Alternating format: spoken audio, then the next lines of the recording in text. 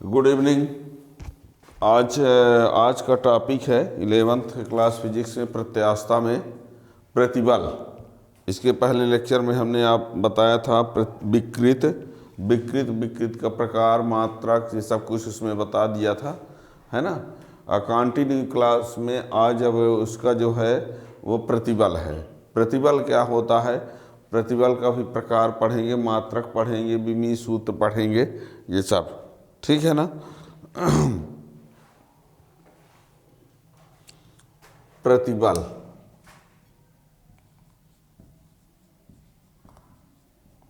प्रतिबल, स्ट्रेस,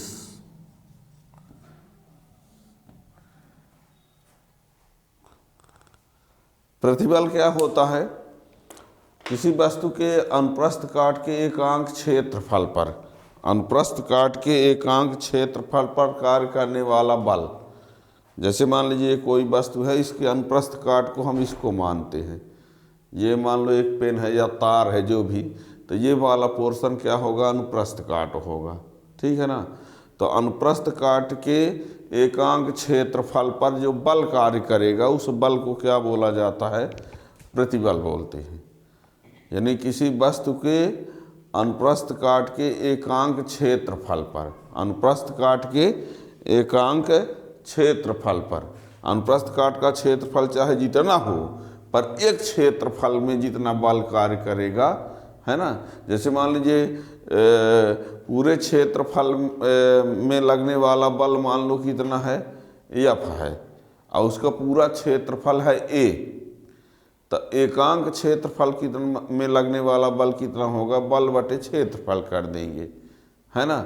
मान लीजिए किसी का क्षेत्रफल मान लीजिए 5 मीटर स्क्वायर है, कितना है, और उस पर लगने वाला बल जो है वो कितना है। तो जब 5 मीटर स्क्वायर क्षेत्रफल में 10 न्यूटन का बल लगता है, तो 1 मीटर स्क्वायर में कितना बल लगेगा, 10/5। तो ये क्या कहलाएगा, प्रतिबल का मान कहलाएगा। ये क्या आएगा, प्रतिबल। 2 क्या कहलाएगा, प्रतिबल कहलाएगा, ठीक है ना।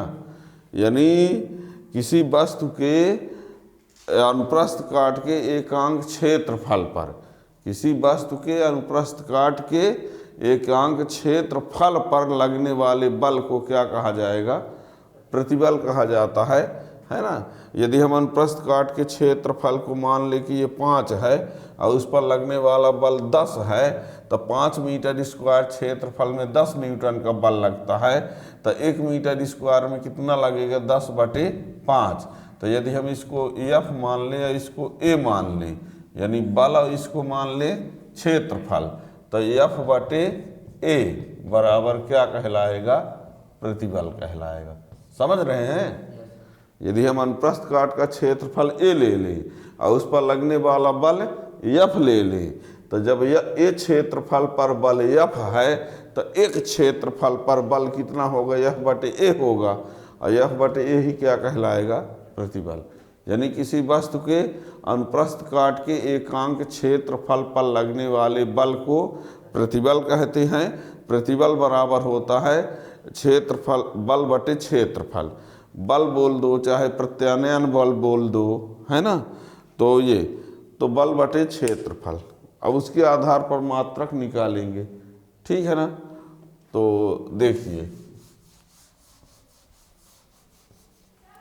इसकी परिभाषा लिख लीजिए थोड़ा सा पहले।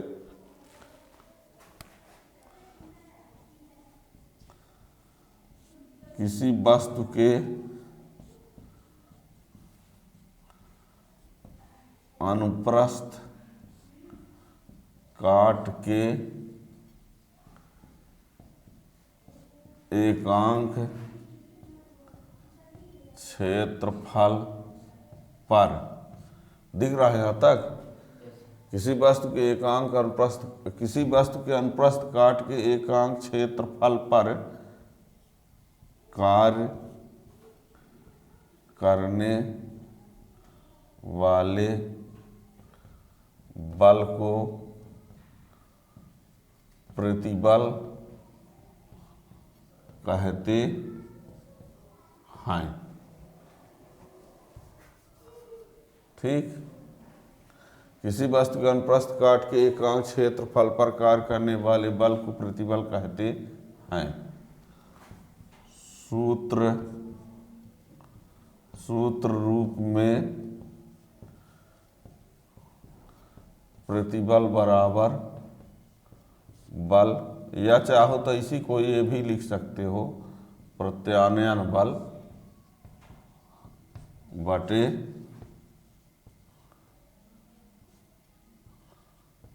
अनुप्रस्थ काट का क्षेत्रफल। यदि अनुप्रस्थ काट के क्षेत्रफल ए पर लगने वाला बल F है तो प्रतिबल बराबर F बटे ए।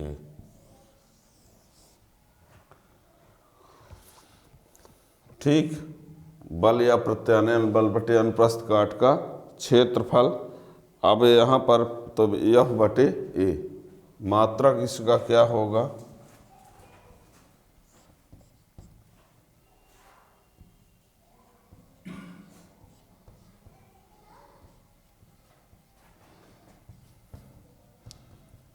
SI पद्धति में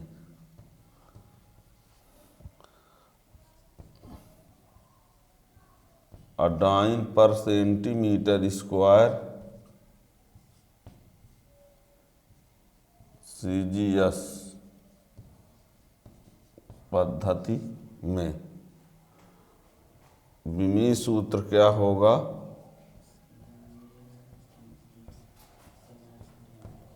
MLT-2 बटे L स्क्वायर, तो ML-1T-2 ये है बल का विमीय सूत्र। MLT-2 विमीय सूत्र लाएंगे तो F बटे ए, तो F यानी बल, तो बल का MLT-2 होता है, और ये क्षेत्रफल है तो उसका होता है L स्क्वायर, और ये L स्क्वायर ऊपर जाएगा तो L⁻² हो जाएगा, तो एक ठो इससे निकल जाएगा, L ऊपर जाएगा -2 और -2 + 1 मिलके ये हो जाएगा। ठीक है ना, तो इसका ये क्या हो गया, विमीय सूत्र हो गया। ठीक है, जो कि दाब के विमीय सूत्र के समान है। ध्यान रखिएगा, ये विमीय सूत्र किसी और का होता है, और वो किसका होता है, दाब का। ठीक है ना, ये और किसका विमीय सूत्र होता है, दाब का।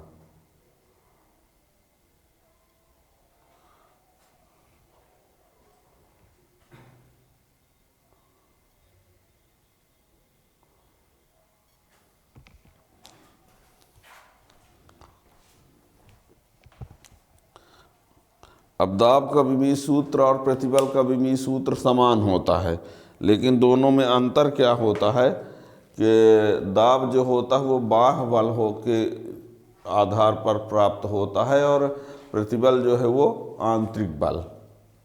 ठीक है ना। अब प्रतिबल के प्रकार, प्रतिबल 3 प्रकार का होता है।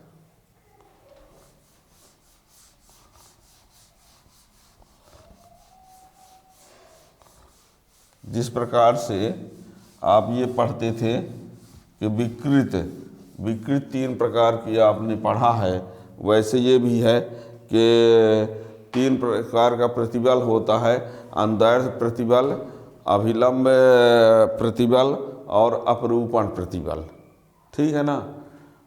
अब देखिए प्रतिबल के प्रकार, प्रतिबल के प्रकार, तो ये 3 प्रकार के, उनमें से हमने एक को बताया अनुदैर्ध्य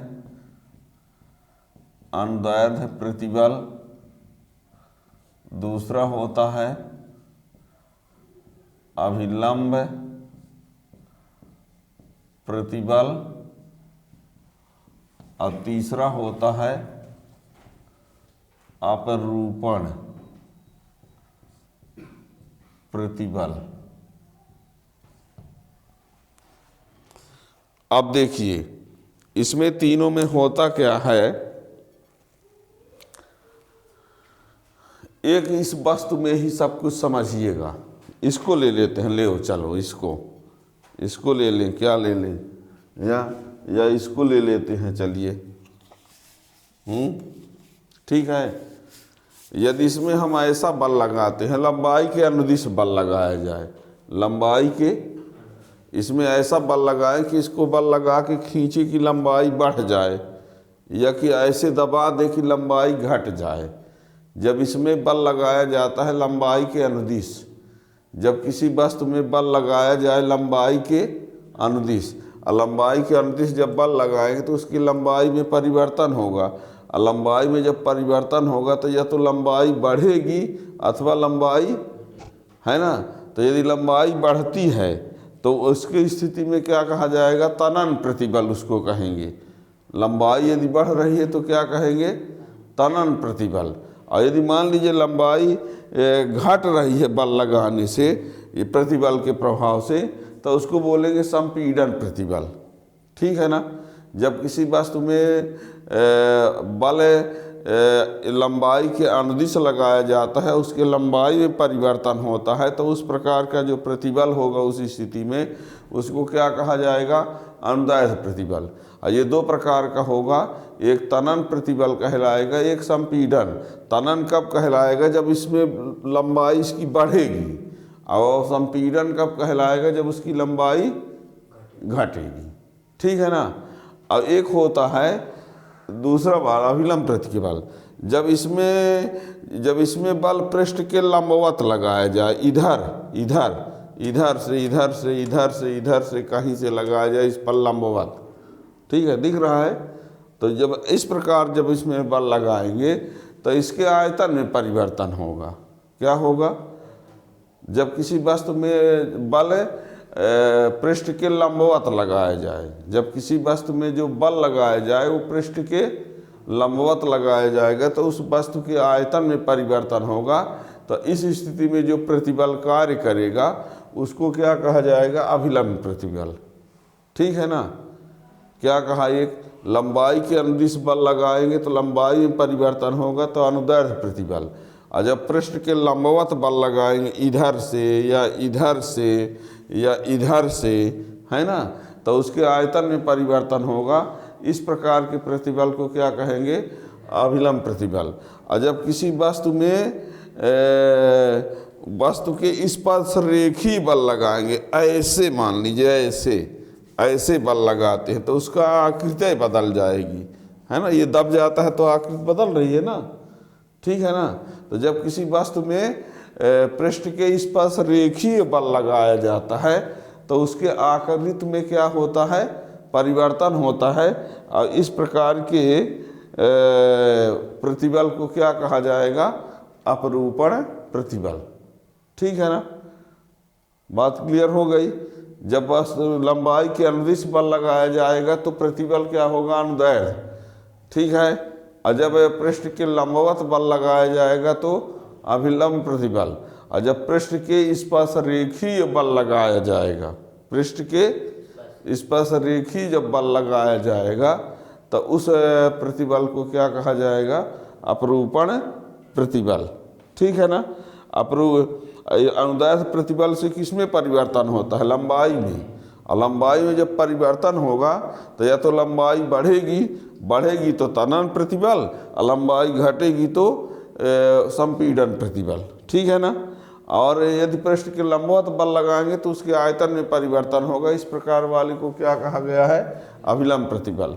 और जब पृष्ठ के स्पर्श रेखी बल लगाया जाएगा तो उसमें जो प्रतिबल कार्य करेगा उस प्रतिबल को क्या बोलेंगे, अपरूपण प्रतिबल। उसमें किसमें परिवर्तन होता है, आकृति में, ठीक है ना। बस तो इस सब को 1/1 लिखे देते हैं, ठीक है ना।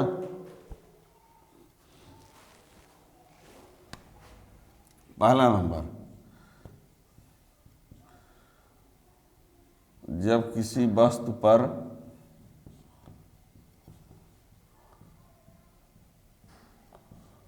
विरूपक बल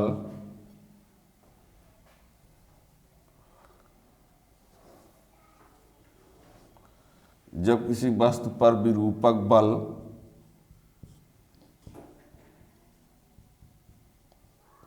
लंबाई के अनुदिश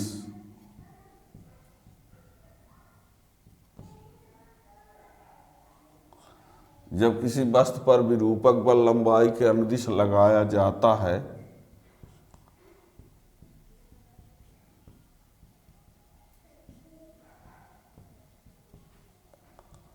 वस्तु की लंबाई में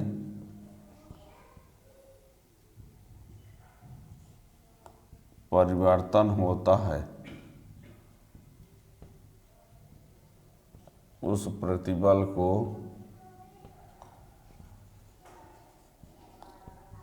अनुदैर्ध्य प्रतिबल कहते हैं। यह दो प्रकार का होता है। ए नंबर, तनन प्रतिबल, इससे वस्तु की लंबाई क्या होती है, बढ़ती है। और एक होता है संपीड़न प्रतिबल, इसमें वस्तु की लंबाई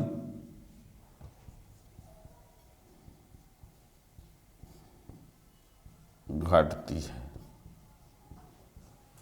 ठीक है ना।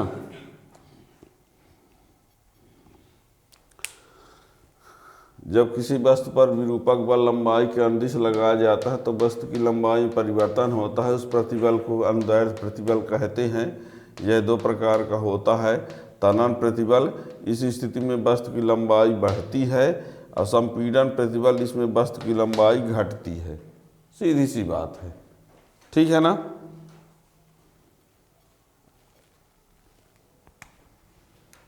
और इसमें देखिए,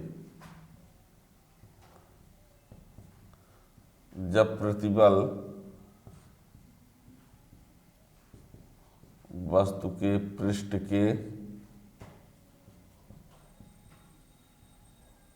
लंबवत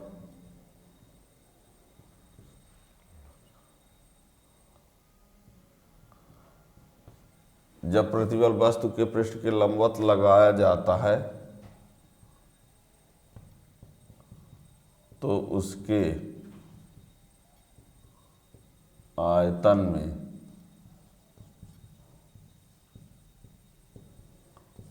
परिवर्तन होता है।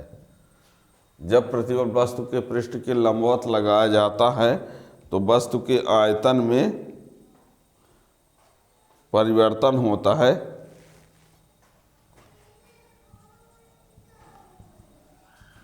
इस स्थिति में कार्य करने वाले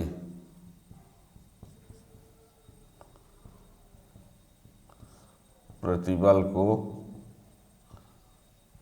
अभिलंब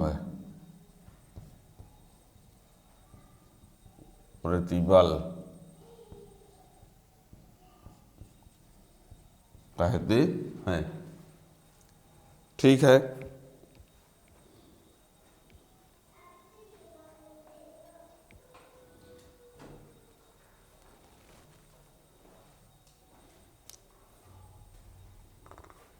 और तीसरे नंबर में क्या है,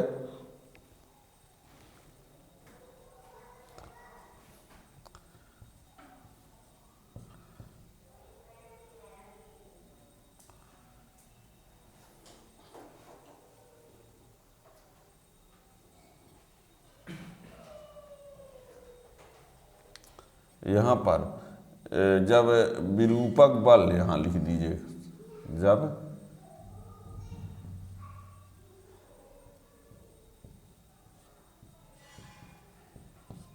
जब विरूपक बल वस्तु के पृष्ठ के लंबवत लगाया जाता है ना, जब विरूपक बल वस्तु के पृष्ठ के लंबवत लगाया जाता है तो उसके आयतन में परिवर्तन होता है।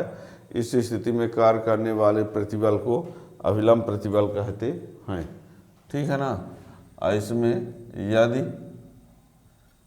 विरूपक बल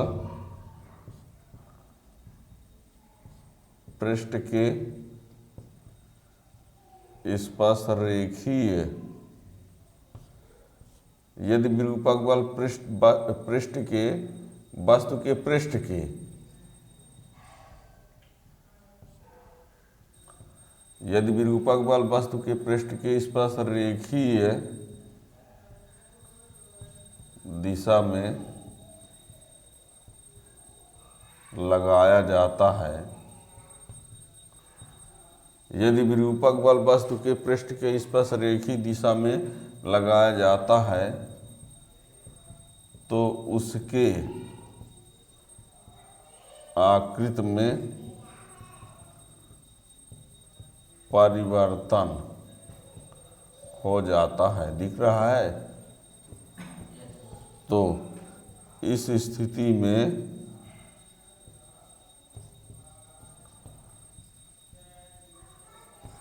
वस्तु में कार्य करने वाले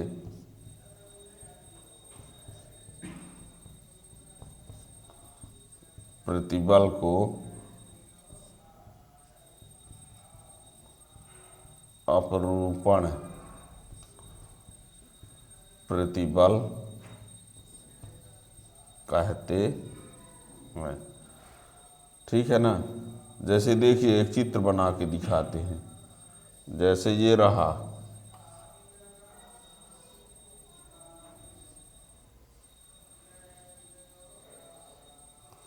ये है A B C D E F G H। अब देखना, इसमें मान लीजिए इसको फिक्स करके इसमें बल लगाते हैं, इसमें बल लगाते हैं, इस दिशा में बल लगाए। ठीक है ना। जैसे मान लीजिए यदि ये किताब होती है ना, तो इसमें बल लगाते, यदि तो ऐसे लगाते तो ये क्या होता, आगे हो जाता ना। ठीक है ना। तो इसमें क्या होगा कि ये जो C है कहाँ पहुँच जाएगा, C डैश पर। D कहाँ पहुँच जाएगा, D डैश पर। और B कहाँ पहुँच जाएगा, B डैश पर। और ये कहाँ पहुँच जाएगा, A डैश पर। ये देखो,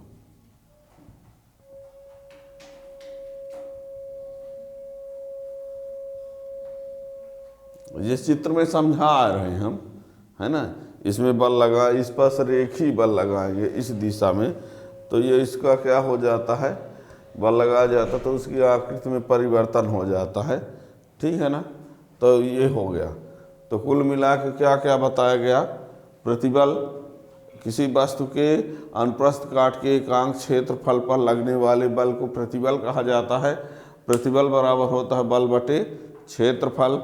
मात्रक हो गया, विमीय सूत्र हो गए, ये सब प्रकार में हमने कहा जब वस्तु पर लंबाई के अनुदिश बल लगाएंगे तो लंबाई में परिवर्तन होगा, पृष्ठ के लंबवत लगाएंगे तो आयतन में परिवर्तन होगा, और पृष्ठ के स्पर्श रेखी दिशा में लगाते हैं तो उसके आकृति में परिवर्तन।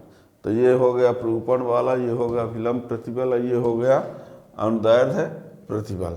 ठीक है ना। लंबाई में जब परिवर्तन की बात होती है तो लंबाई में परिवर्तन जो होगा तो लंबाई या तो बढ़ेगी या तो घटेगी।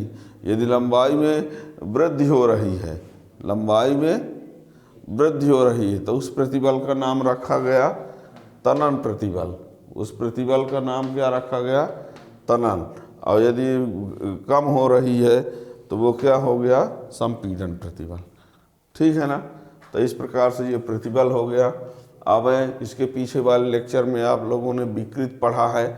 अब आगे का टॉपिक जिसको पढ़ना ही है तो चैनल को सब्सक्राइब करके, और दूसरी बात पीछे वाला टॉपिक प्रतिबल के साथ विकृत को पढ़ लेंगे तो आगे वाला जो टॉपिक आएगा वो आपको समझ में आएगा। आगे वाला जो टॉपिक है वो हुक का नियम है, और उसमें प्रत्यास्थता गुणांक, 3 प्रकार का प्रत्यास्थता गुणांक पढ़ेंगे। यंग प्रत्यास्थता गुणांक, आयतन प्रत्यास्थता गुणांक और दृढ़ता गुणांक। तो वो जो है उसको नेक्स्ट वीडियो में पढ़ेंगे। Thank you.